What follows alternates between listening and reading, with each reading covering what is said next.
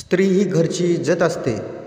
स्वतःची मुलगी पळून गेली तर कुणी स्वतःची बदनामी करत नाही, परंतु दुसऱ्याची मुलगी पळून गेल्यावर मात्र मनुष्य फार बेफिकीर आणि निष्काळजीपणे वागतो. त्यामुळे दुसऱ्याची मुलगी पळून गेली तर पाळावयाचे महत्त्वाचे नियम पुढीलप्रमाणे आहेत. पळून गेलेल्या मुलीची बदनामी करू नका. तिच्या आईवडिलांची इज्जत चव्हाट्यावर आणू नका. आपल्याही घरात स्त्री आहे याचे भान ठेवा.